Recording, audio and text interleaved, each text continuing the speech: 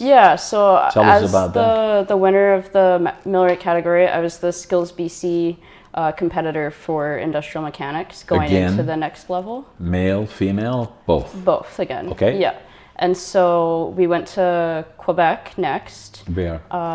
Quebec City, Quebec. Okay. And prior to that, I had a lot of training to do as the challenges were more complicated and they covered a lot of stuff that you don't learn in first year typically. Where did you do your training?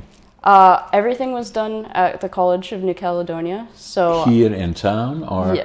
now the college, we'll talk about it a little bit later with Lisa and Ryan, but Yeah. the College of New Caledonia has been here in Prince George for a long, long time, and it has satellites all around us in northern British Columbia. Yeah. And so okay.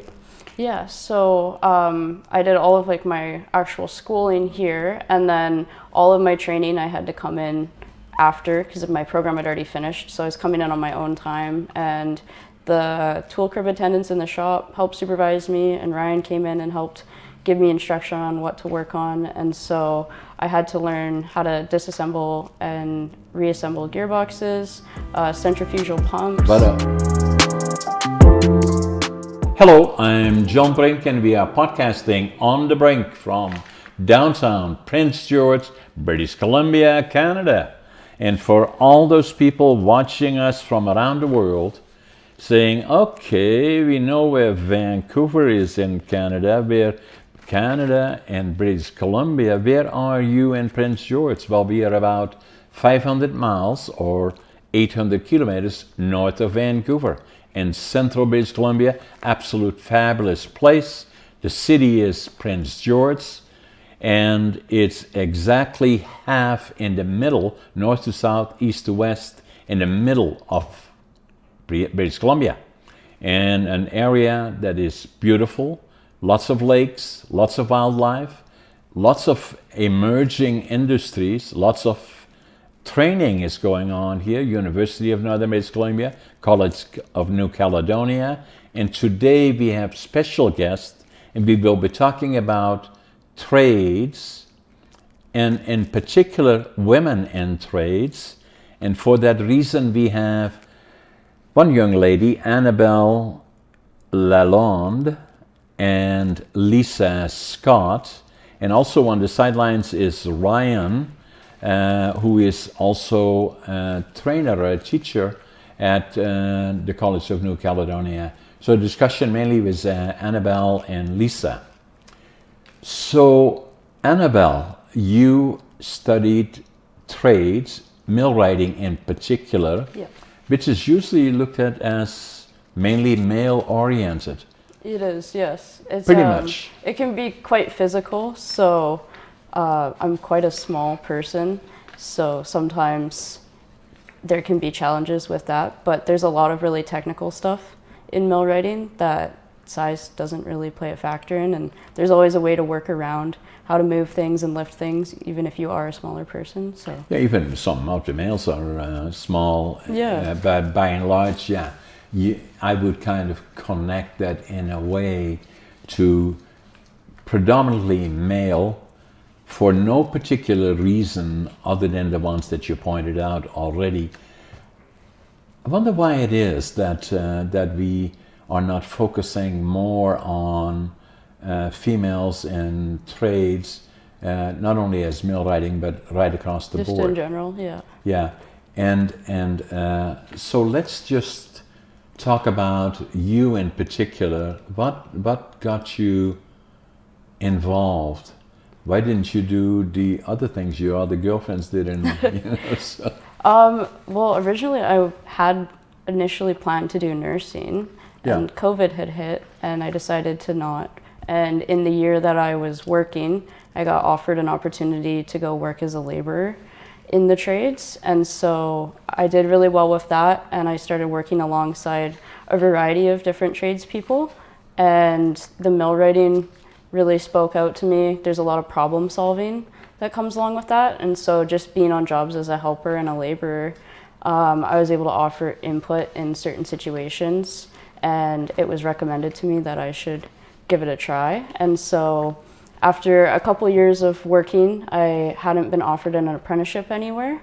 So I decided to enroll in the foundations program at the college, which is a 6-month program, and then you get your first year for millwrighting and machinist.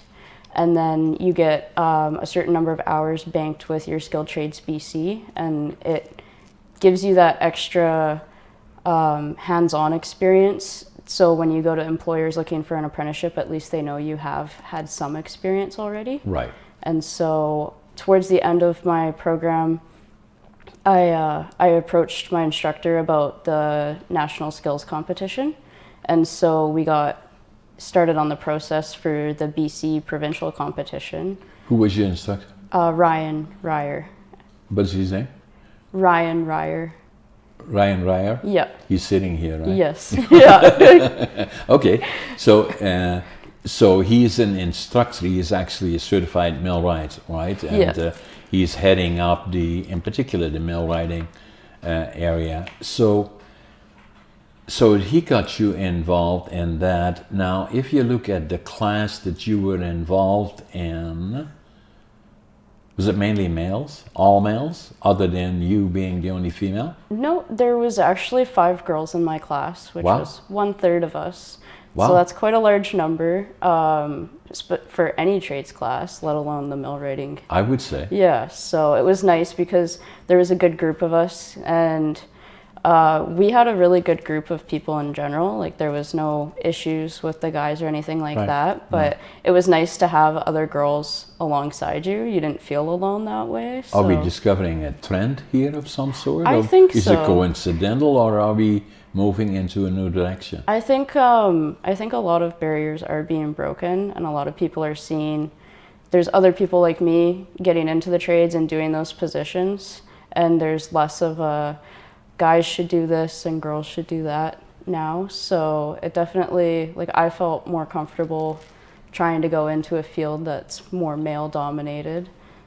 And so that's why we are here today and telling the world about it, so Yeah. that they understand it, and not only in our region but all around. Is saying that there is no reason that and especially in trade, some countries females are much more involved than they are here. Yeah. But just to have all our guests watching, thousands of people watching us from around, tens of thousands of people watching us from around the world. So when you got involved, then you were quite successful, and then you also started competing, first on a provincial level, then on the national level. Tell us about that.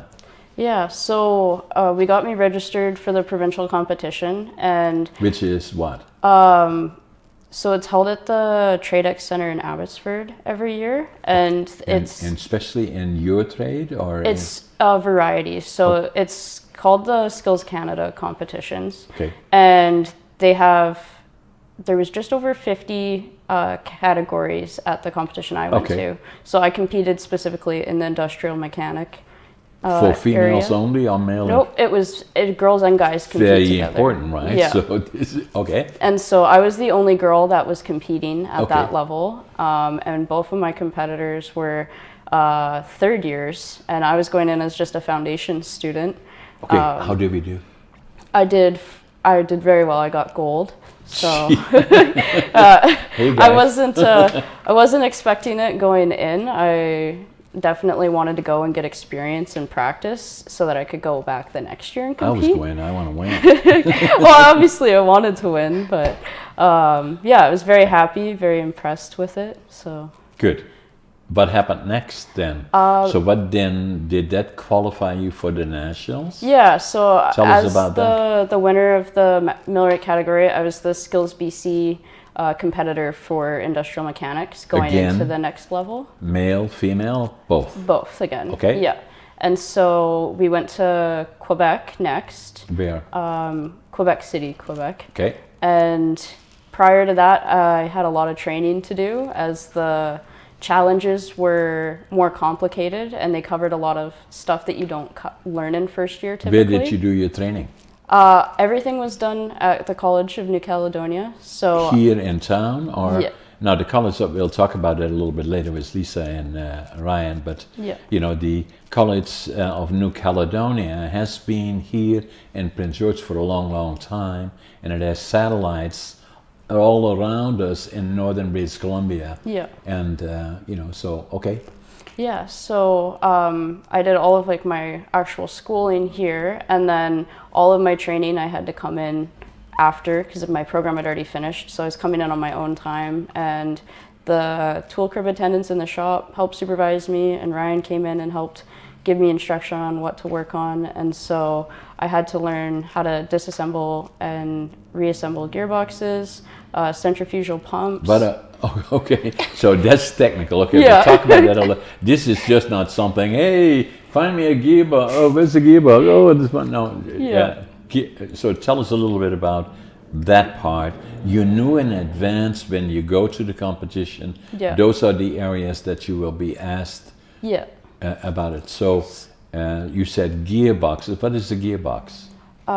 So it's basically the ones that I was working on were worm and wheel. So you have an input and an output shaft. Right. And you're taking your input power and you're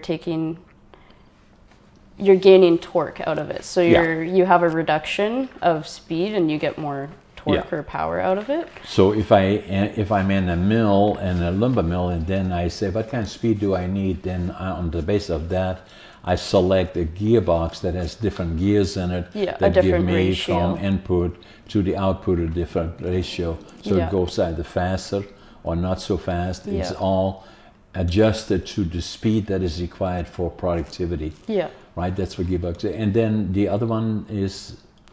Centrifugal pump. Okay, what is that? So instead of like inside you have a volute, and inside of that is an impeller. And so it's a pump that takes fluid and it pushes it. So you have your inlet and your outlet. And then it's hooked up to a motor, usually, powering it. And so, again, regulating input to output, and then putting it through different propellers and sizes to get the right output in particular, right? Yeah. And what kind of liquids could it be, or could it be any kind of liquids? You can pump water with them. In the pulp mills, they pump like caustic acid and things like that, white liquor. So a variety of different things, really. They're used in a lot of different settings. I know they're used at the pellet plant that I've done some work at too. So yeah, I saw a picture of you where you were taking something apart. Actually, here's a picture. I don't know if we have it or not on which camera should I be pointing it at? You know, so there we can see you are. It's a fairly. What is it that you're doing there? So that's doing laser alignment. So I'm aligning the couplings on the shafts on the motor and the pump. Yeah. So. This is complicated stuff. Yeah, it is. Annabelle. Yeah.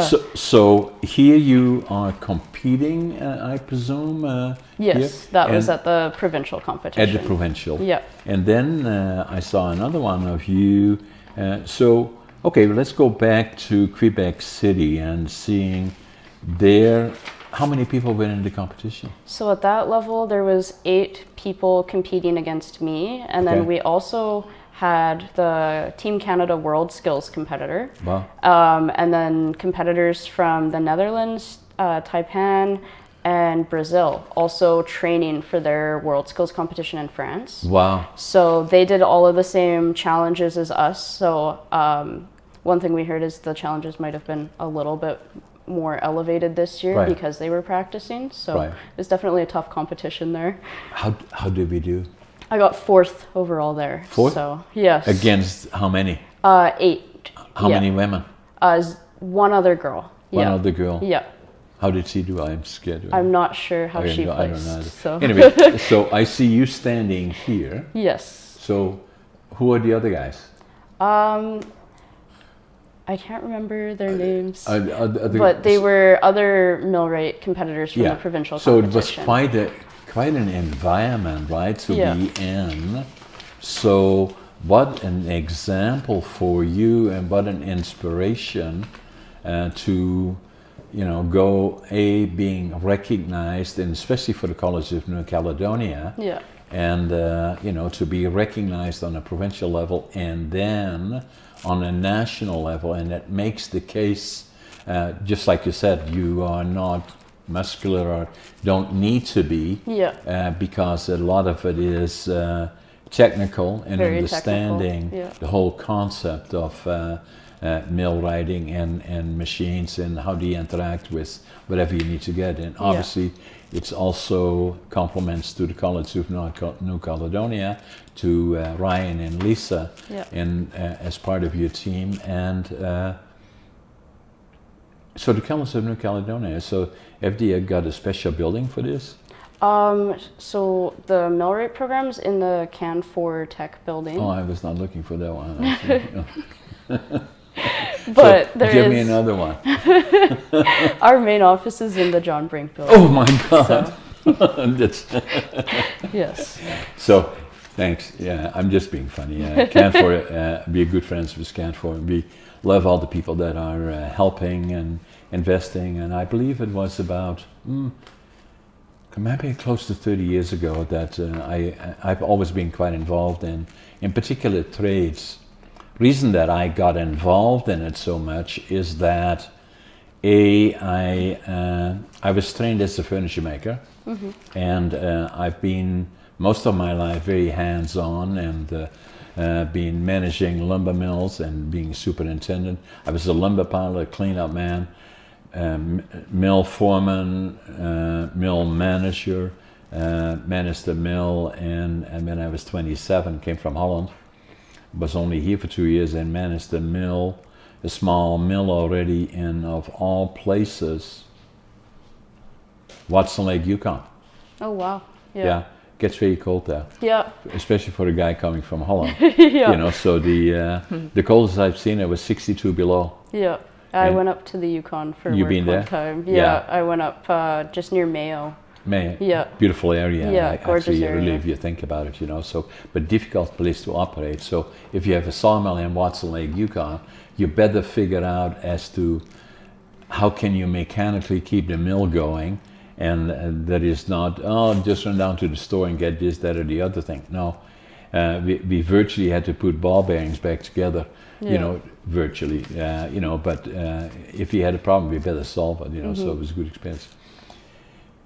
So one of from my experience, and obviously I've been involved in the lumber business since I was 13, became, as I said earlier, worked in a furniture factory, and then came to Canada here, you know, with nothing. It started from the bottom and became cleanup man, lumber piler, then sawmill first supervisor, then a superintendent, then managed the mill, and now obviously I own a number of different mills. So, but one of the biggest challenges I've had all along is finding skill sets, and that is to Lisa as well. So Lisa, just going to switch to Lisa a little bit here.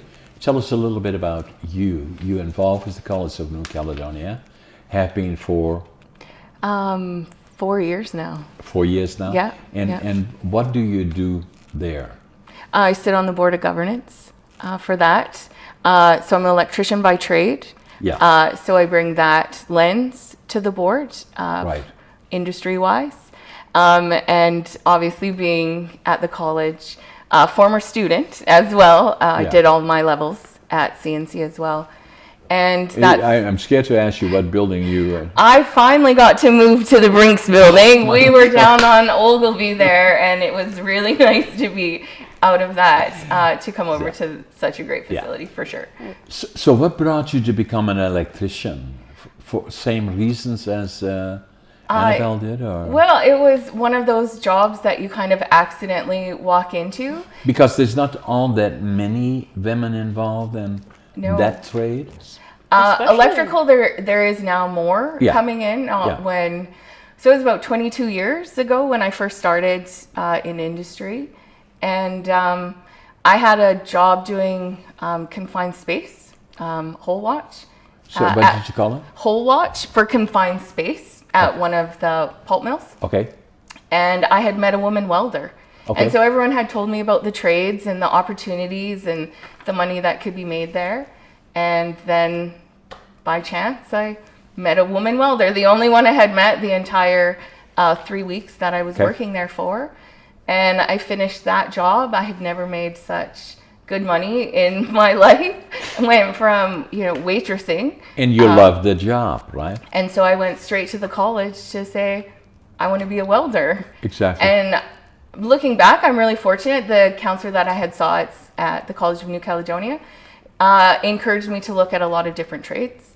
And so then I finally settled on electrical and started my apprenticeship. And yeah, just until recently, I just put my tools down to take a different type of role. So your role now is? I'm a career catalyst for apprenticeship progression and completion. And and that is not only for females, but for anybody seeking careers in trades, right? Yeah. Now, one of the things that, and again, that you are involved in as well is I started my company here, Brink, the Brink group of companies, the Brink Forest Products, first lumber companies, in 1975. As 3 employees and myself, worked 24/7 as long as I could stay awake, and very, very typical.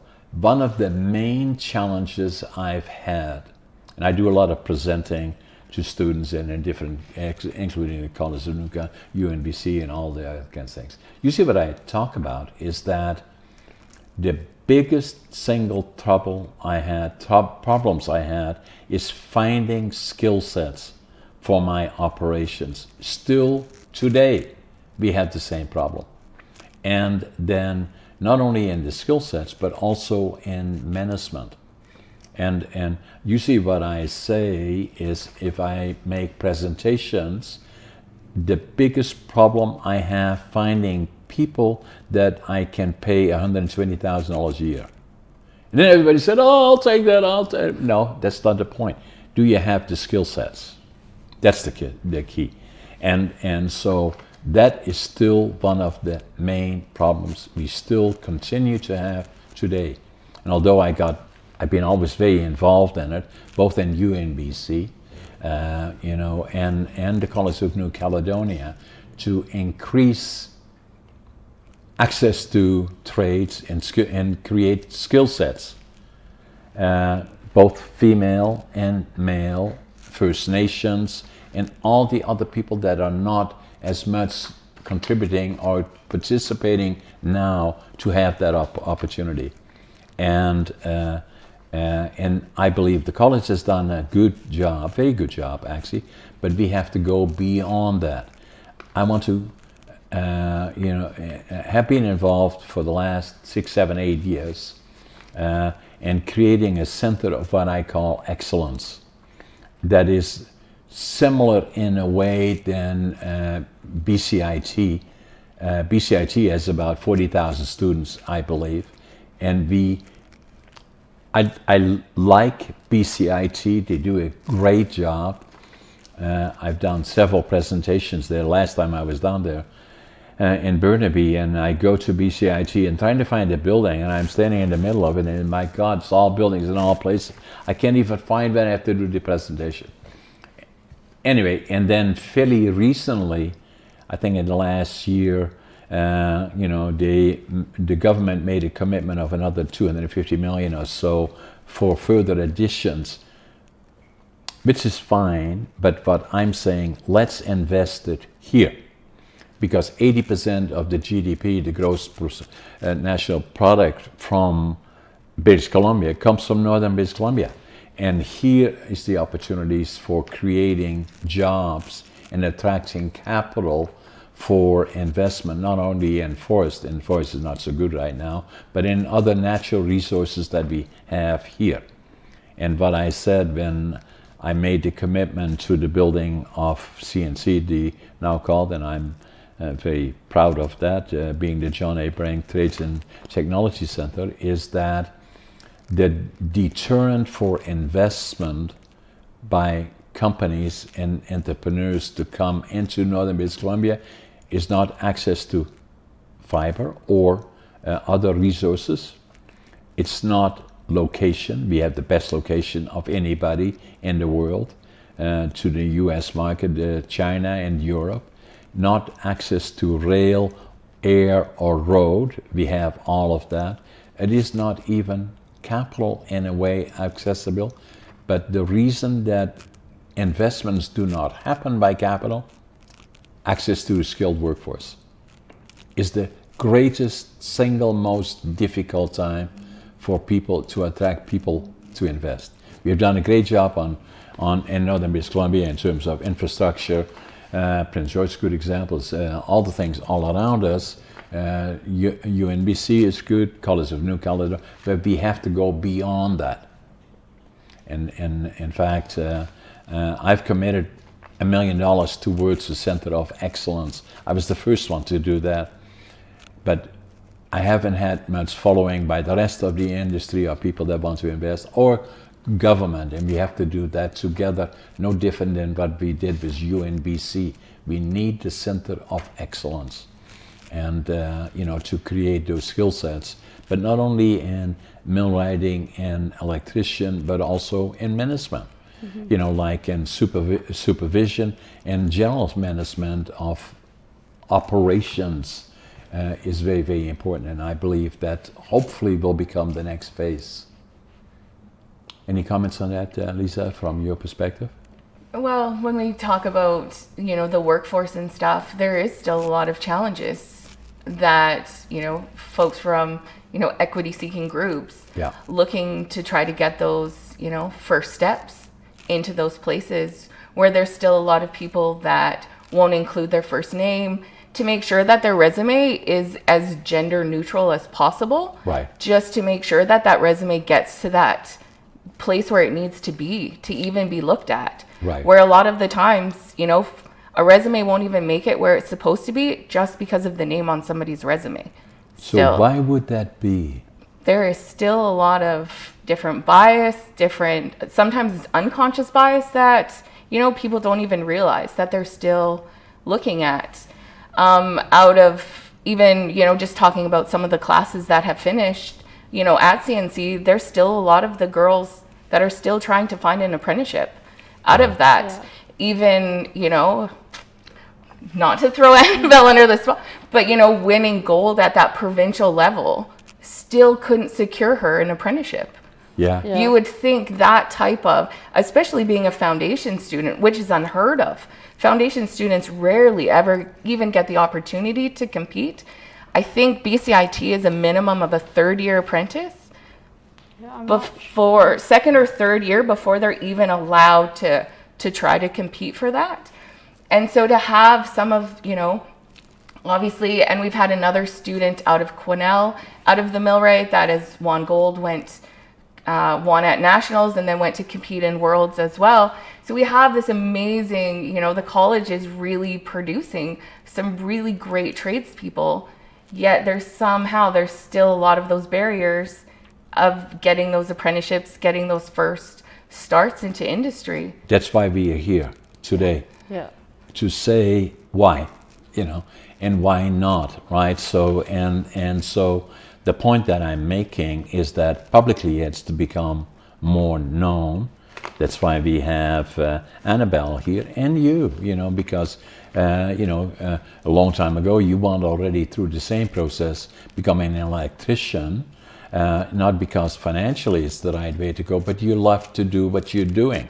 And I believe at Annabelle the same. But I always say, attitude, passion, work ethic.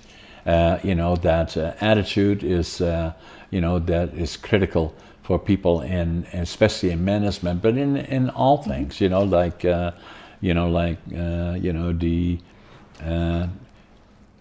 don't have much of a good. I was not a successful story in Holland. I failed grade 3 and I failed grade 7 3 times. So and then he said, what are we going to do with this guy? Yeah. Send him to the mentally challenged school, and they said, no, we're not going to do that. So then he has to find a career where he can use his hands more. Yeah. And then my dad was in lumber and my grandfather was a master carpenter, saying, well, let's send him to the furniture factory, and then he becomes a furniture maker. So that's what I did. And then I came to Canada here, and I knew I could do just as well as the other people, and that went on to college and university. And, so then when I came off the bus here in July of 1975, I wanted to start from the bottom. Could speak the language, didn't know a soul, didn't have a job. So I had a suitcase, I had 3 books, 2 sets of clothes, and then I counted my money at least 3 times. I just showed it to the camera as well. I had in my pocket $25.47, but I had a dream. I was going to build a lumber mill. And, and then the other part that I had where I had a benefit is attitude. No matter how tough things are, I know tomorrow is going to be better. And then passion. Whatever I do, I give it 125%. And then work ethic, I work harder than anybody, even at nearly 84. I get up at 5:30 in the morning. I always think I'm late. I always make my bed, and every day to me is a busy day, and I'm excited about what happens. So, the reason that I tell you that is that, and the guest watching, is that all those elements are important. I believe that a lot of things relating to your comments, Lisa, are related that a lot of people, even in management, still don't fully understand that to have a workforce that accesses not only males but females, First Nations, and others that they must do that in order to become successful. Like at Brink, the company that I own, and have a company here in Prince George, several of them, and then one in Vanderhoof, one in Houston. Our policy is no discrimination. I do not tolerate it of any sort, not against color, race, politics, sexual orientation, whatever it is, no discrimination, male, female. We like to have, 1/3,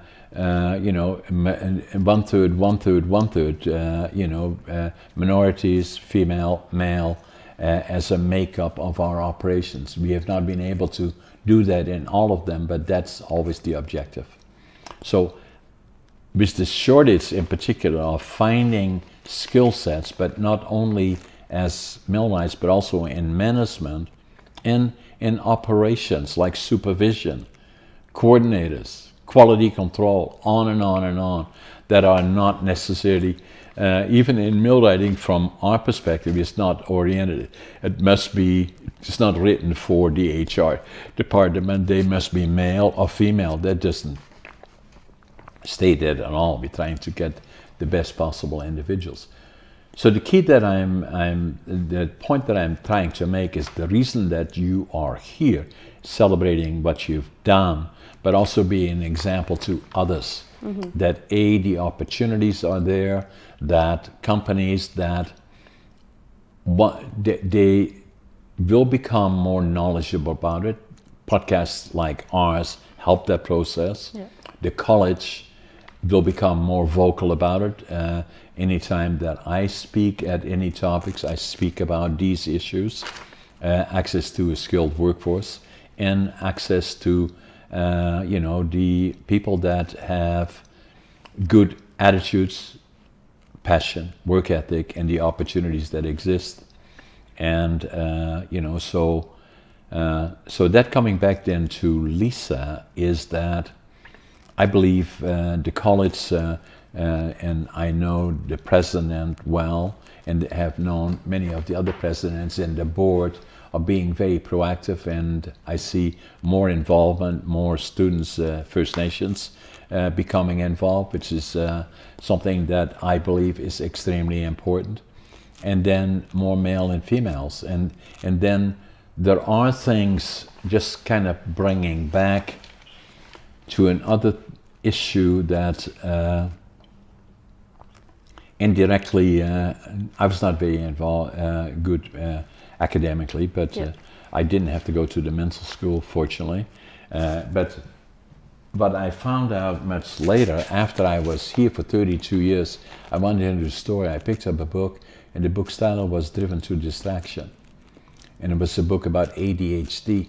So, and I wrote a book about that, and I'm ADHD and dyslexic. Yeah. And so ADHD, frequency of occurrence, I'm proud of it. I call it a superpower, actually.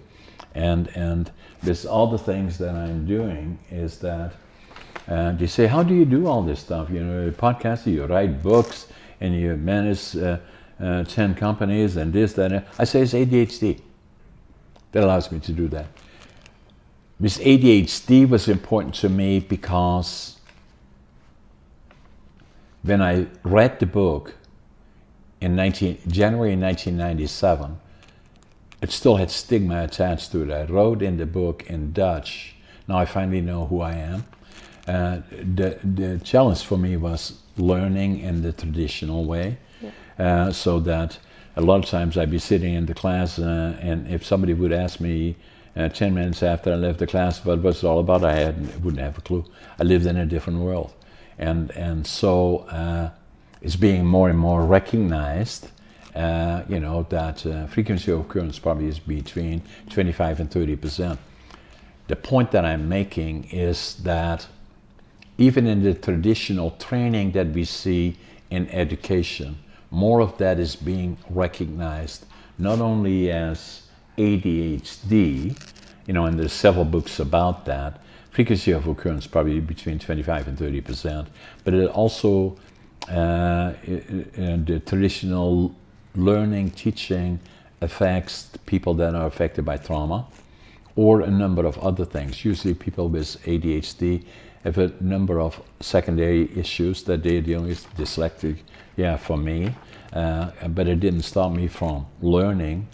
And although I grew up speaking dialect in Holland, I had to acquire speaking High Dutch, dialect totally different, and I barely got that under control. Then I come to Canada to learn to speak English.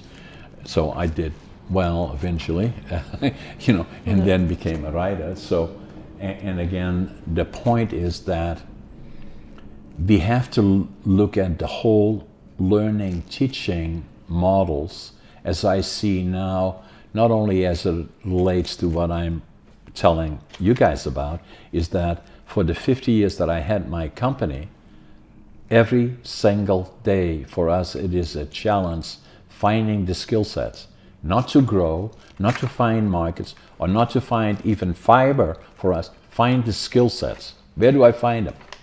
And that is the daily, and so we communicate that to UNBC, we communicate it to the college and to the funding of federally, provincially, is saying that, and the same now if I look at other ones, another part of it is that if we attract people from other places to come live here, work here, potentially, they say, are the schools, are the universities, are the colleges, what is the infrastructure? I think we're doing well with all of that, but still, you know, our learning system, our teaching systems, in some cases are too rigid in terms of requirements, and especially as it relates to people that have existing skill sets or are not falling into a certain formula. I'm not sure if we have adapted well to that. And I did a couple of podcasts actually, even with Cindy, you know, the president of College of New Caledonia, same as the president of UNBC, talking about how we're dealing with that in terms of First Nations, in terms of ADHD, or people that have challenges for learning, and particularly as it relates to nurses, hard to come by, doctors, hard to come by. So we have to kind of look at how do we go about the skill sets? How do we develop them in all the areas?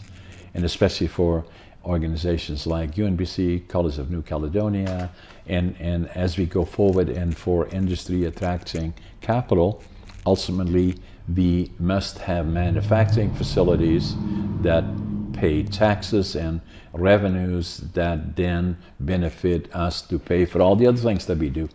And, you know, but again, you are an example for, you know, millwrighting in particular, but the message that applies to you.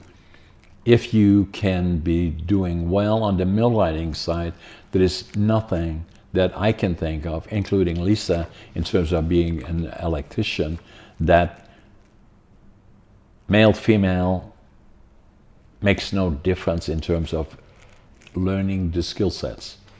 And that does not mean that you have to have a crescent and a belt around and you have to tackle this, that. No, it's far beyond that, where the skill sets are, in my opinion. So I have some fairly strong opinions about how we can further develop that, and spending capital for both the provincial and federal government in terms of helping towards building infrastructure. And a school of excellence, to me, is the next step that we have to go to. And I have the support from both the College of New Caledonia. I make the announcement, I forget how long ago, probably more than 10 years ago, or 10, 15 years ago. That's the next step that we have to have the infrastructure in place to teach those skill sets. But it starts even earlier than that, and I think Lisa made references to that, and so did Ryan, that we have to start talking to young people, even at the lower grades, and even bring in entrepreneurs like, an example, me, or others, that talk about their companies and the opportunities that exist, and a lot of times saying, and I'm the example of that you don't need all this education and all this training, hands training or learning by hand, and I'm somewhat of an example of that. That didn't stop me from becoming successful. And I think that is coming, more so with the school district, that, that university isn't that only route, where not that long ago, it was really pushed, going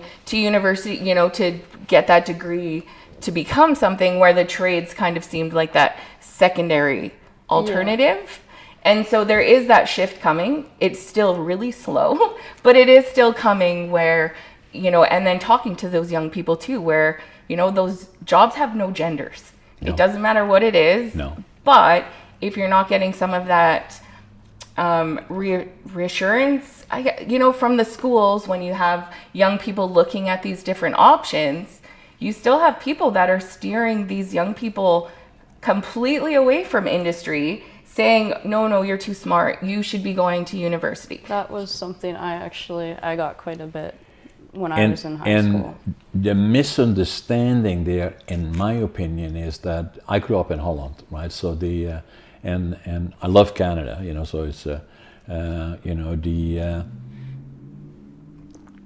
in Holland, my grandfather, as I said, was a master carpenter. That was looked up on as somebody, he's a master carpenter. He was proud of it, to say that and do that.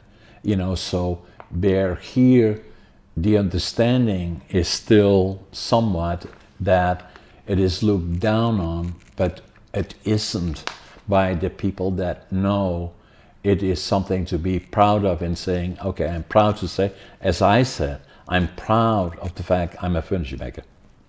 And then all the other skills I developed later. I'm also an entrepreneur and obviously a businessman, blah, blah, blah. But I always say I'm a furniture maker. That's what I learned.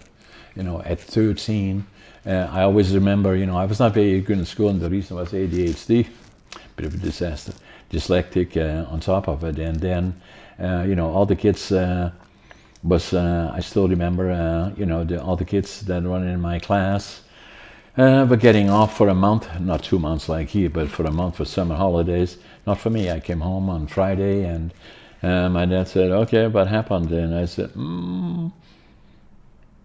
as long as we're healthy. No, that doesn't work. Okay, so, it's not good. I failed again. He said, okay.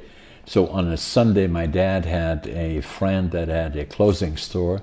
So we went to the clothing store, and I had to get 3 sets of coveralls. And I was 13, small for my age, so they didn't have coveralls my size, so I had to roll them up, and the crotch was hanging by my knees. That was modern now, but not then. And so I became a laborer.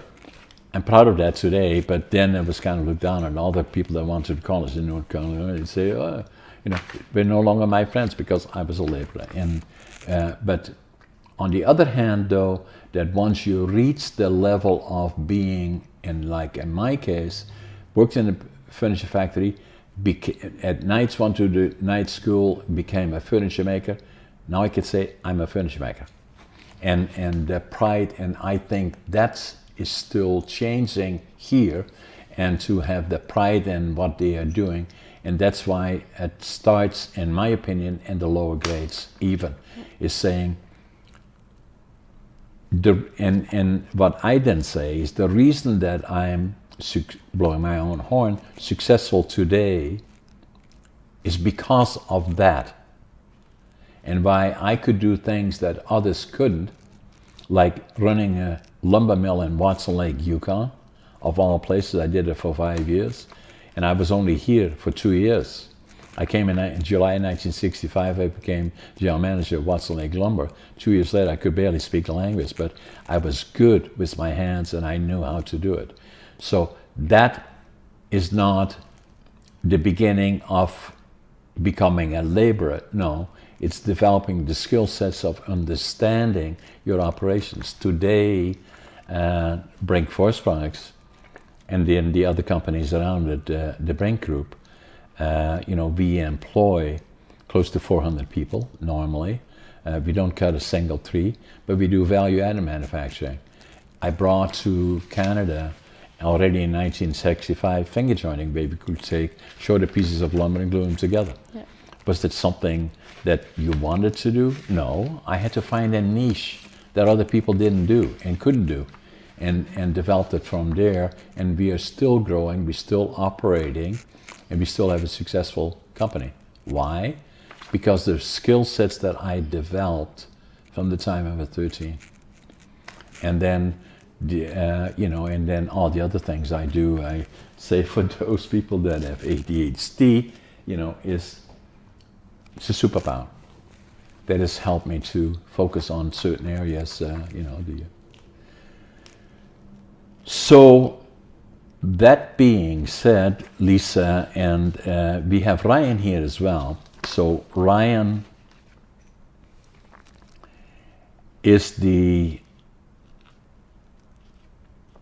classified, or the Red Seal millwright that is heading up the millwrighting in particular, but also the trades, directly involved is managing the trades area at the College of New Caledonia. And Ryan, and I know you don't have a microphone, but I'll just repeat what you're telling me. How long have you been with them?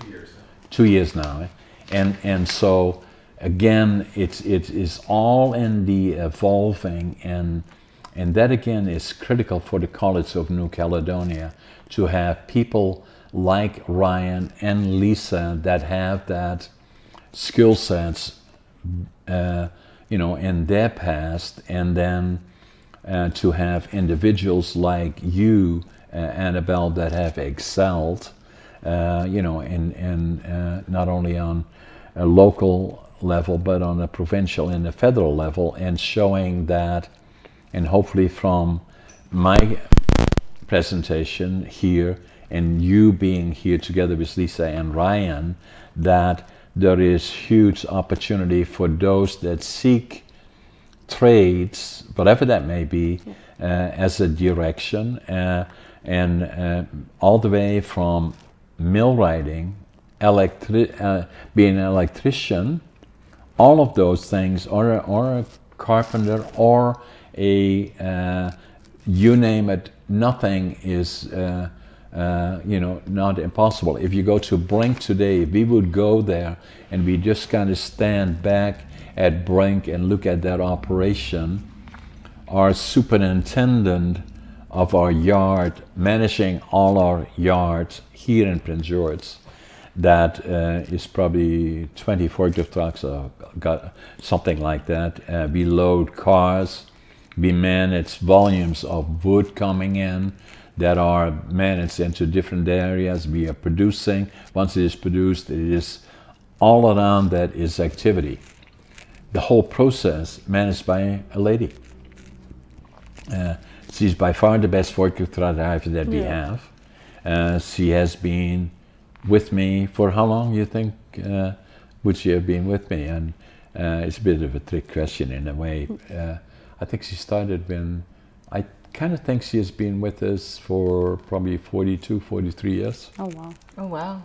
Yeah. But then that could stem down, like you had said earlier, about your policies, you know, and what you believe in when it comes to, you know, a diverse workforce. But then, you know, if that's coming at the top, is it also coming from the bottom to ensure those inclusive places so that the employees can strive there, right? And then you get those folks in, they stay there, you know, valued employees, they're being treated, you know, how they should be, where we know that industry is shifting quite a bit. But again, you still have, it is still hard to get folks started into those.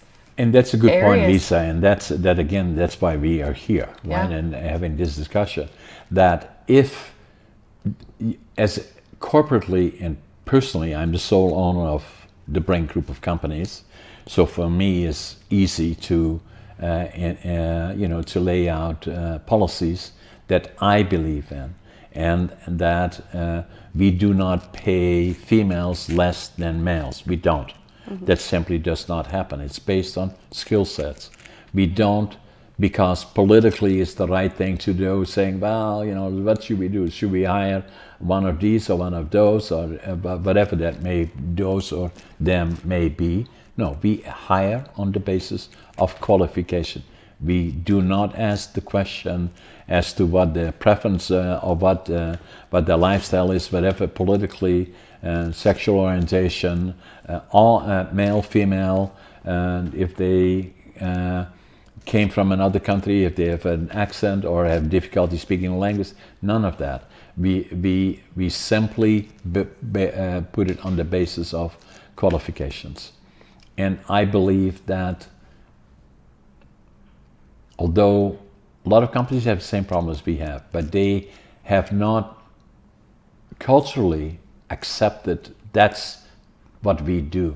We find the best, and I'm not sure if we have reached that point yet. In our company, we have a long time ago, since as long as from the time I started. I believe that's where we have to go, but the other part about it is also to showcase success stories like yours, Annabelle, and yours, Lisa, and also with Ryan, you know, as that, you know, we have the Center of Technology, Trades and Technology is important, but we have to go beyond that.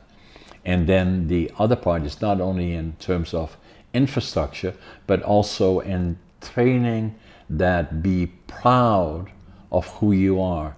It's not lesser than, it is that foundation that can bring you anywhere. The reason that I'm a lot of times more successful than people are that own mills like I do is I have an advantage over them because I've been there working with my hands.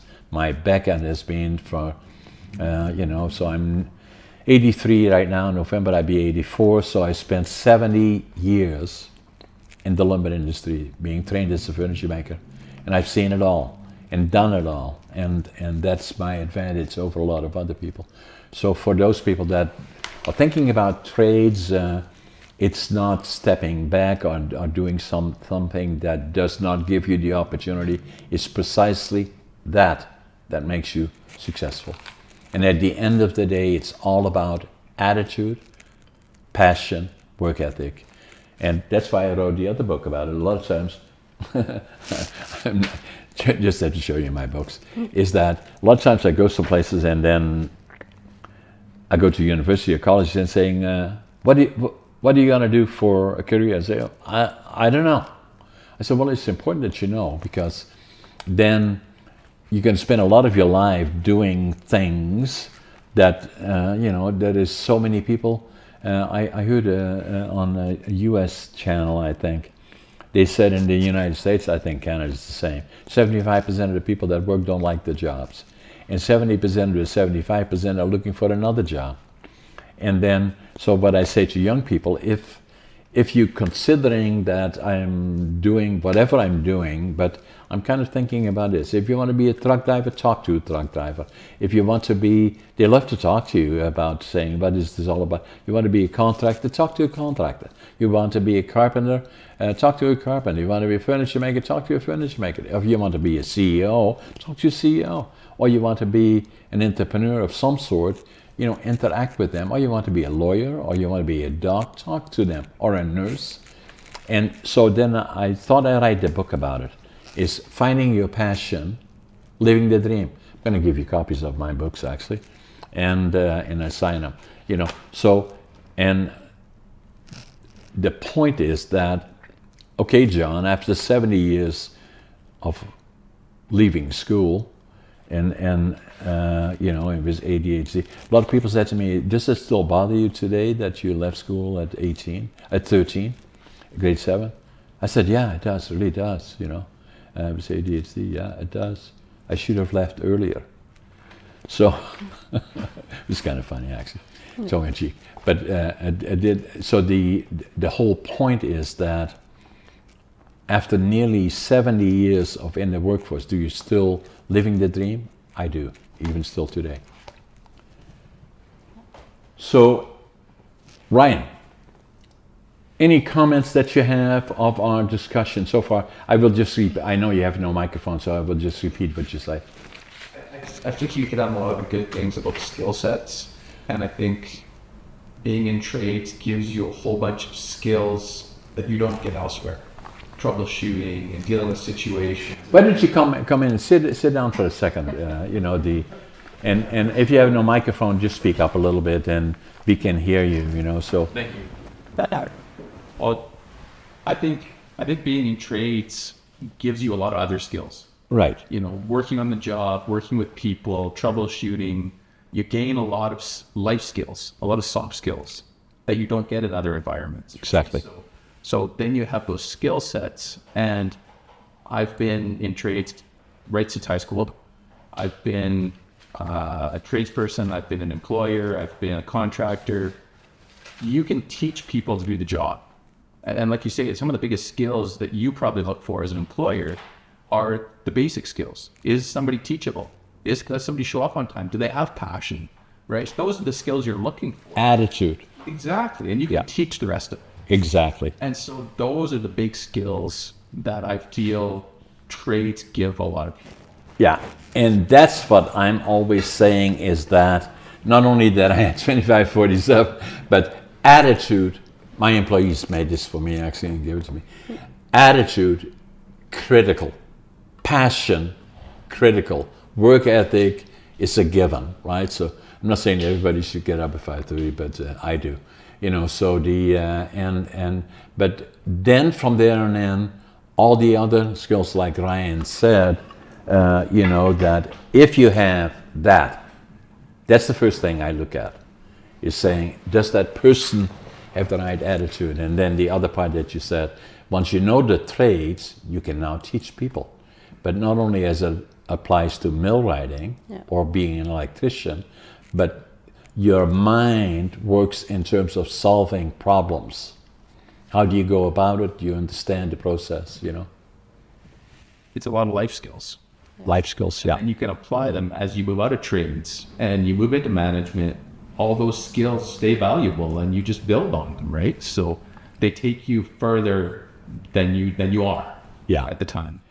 And so if I look back, and that follows what Ryan is saying, to the time that I left school at 13, although I had to go the following Monday, I got no holidays. I was on my bike in my coveralls on the way to the furniture factory. I loved it.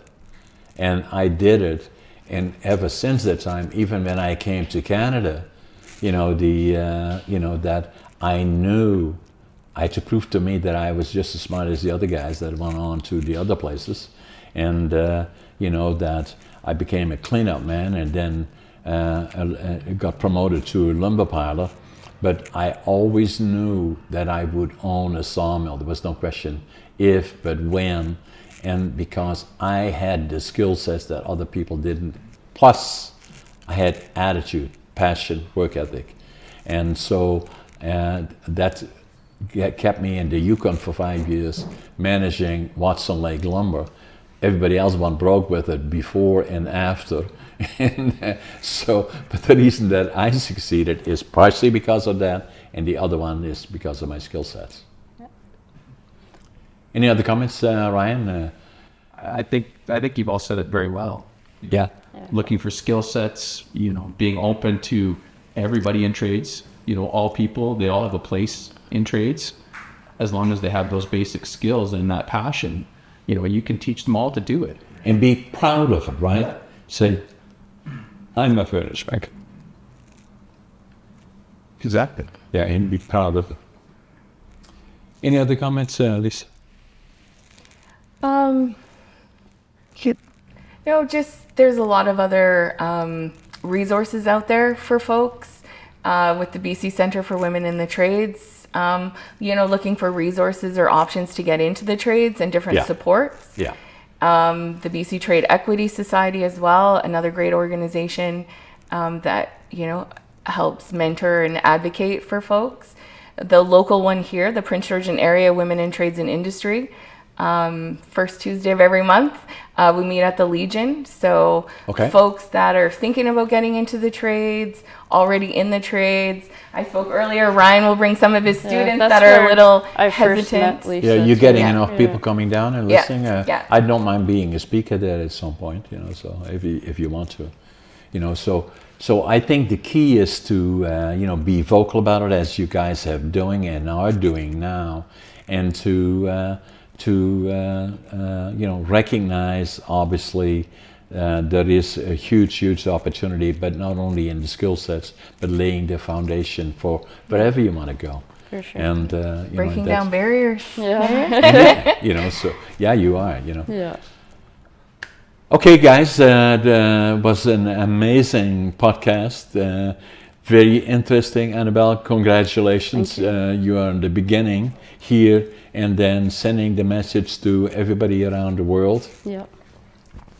About and same challenges are around the world, but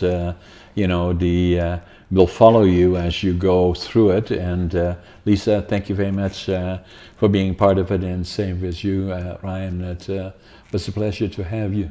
Thank you for having us. Thank you. I will sign books for all of you, and those for our guests watching us from around the world and in British Columbia and Canada, is that subscribe to our podcast. We try to keep it very interesting, share it with others, comment on it, and like it. Subscriptions to it is important because it encourages us to do more of this.